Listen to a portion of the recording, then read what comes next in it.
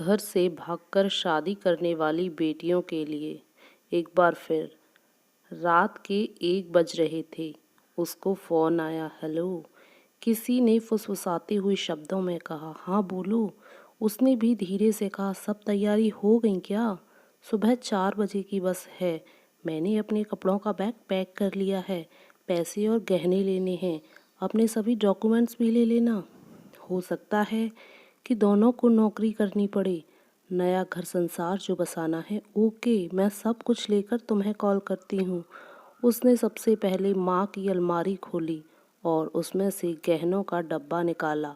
अपने लिए बनवाया गया मंगलसूत्र बैग में डाला और अंगूठी और चूड़ियाँ का डब्बा बैग में डाल ही रही थी कि माँ की तस्वीर नीचे गिर गई। उसे याद आया, माँ की वर्षों की इच्छा थी सोने का चूड़ा पहनने की। मगर जब पापा का एरियर मिला था तो जो चूड़ा बनवाया गया वो माँ ने ये कहकर उसके लिए संभाल कर रख दिया कि जब निशांत इंजीनियरिंग करके नौकरी करने लगेगा तब खूब सारे बनवा लूँगी। अभी तो तेरी शादी के लिए रख देती हूँ। मेरी बेटी कितनी सुंदर लगेगी। उसने तस्वीर वापस अलमारी में रखी और चूड़ा बैग में रख लिया। अब बारी थी पैसों की। घर में 1 लाख रुपए रखे थे। पापा कल ही बैंक से एजुकेशन लोन लेकर आए थे। निशांत का आईआईटी का 3रा साल चल रहा था। घर के रुपए पैसे का हिसाब और चाबी उसी के पास रहती थी।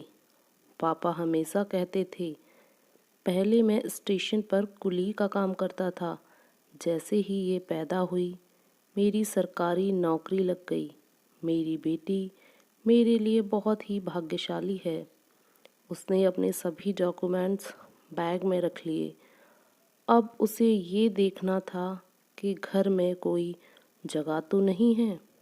सबसे पहले उसने निशांत के कमरे के अंदर झांका। निशांत अभी तक पढ़ रहा था। उसकी खाने की थाली वैसे ही ढकी रखी थी जैसी वो रख कर आई थी। दूसरे कमरे में झांका तो माँ गहरी नींद में सो रही थी।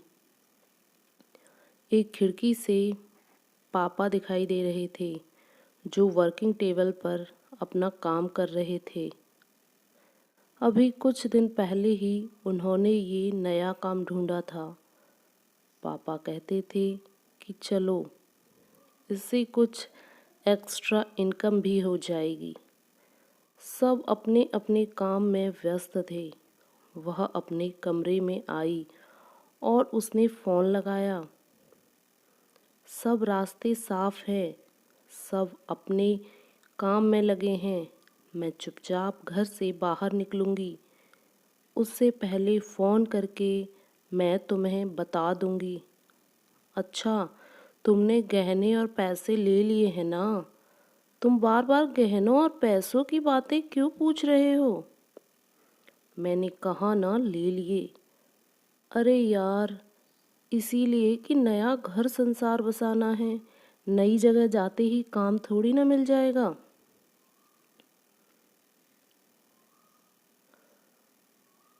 तो हमें घर के कामों के लिए पैसा तो चाहिए ही।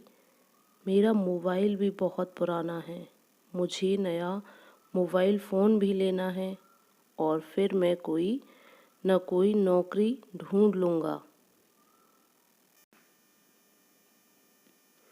जिससे हम आराम से ज़िंदगी गुजारेंगे।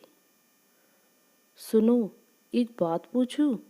क्या तुमने इतनी हिम्मत नहीं कि खुद कमाकर अपने पैसों से मुझे रख सको?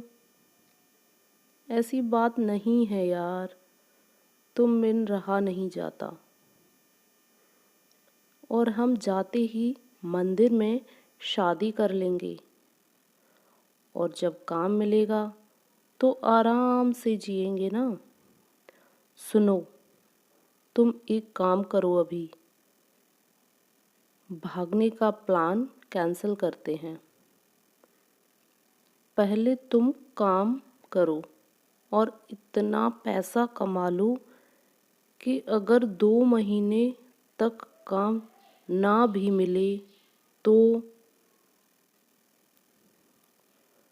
हमें भूखा मरने की नौबत ना आए। जब पैसा इकट्ठा कर लो तो हम भाग चलेंगे, तब तक इंतज़ार करो। 2 महीने तक इंतज़ाम ना कर पाए तो मुझे भूल जाना। अरे यार, बात तो सुनो। लड़की ने फ़ोन काट दिया।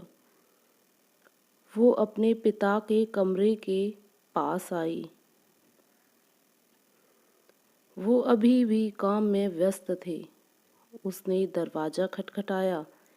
क्या बात है बेटा, सोई नहीं तुम? पापा, एक बात कहनी थी। कहो बेटा। पापा, जब तक निशांत की पढ़ाई पूरी नहीं हो जाती मैं नौकरी करना चाहती हूँ। वैसे भी मेरी पढ़ाई तो अब पूरी हो चुकी है। पापा ने बेटी की यह बात सुनकर उसके सर पर प्यार भरा हाथ फेर दिया। पापा और बेटी दोनों की आंखें नम हो गईं।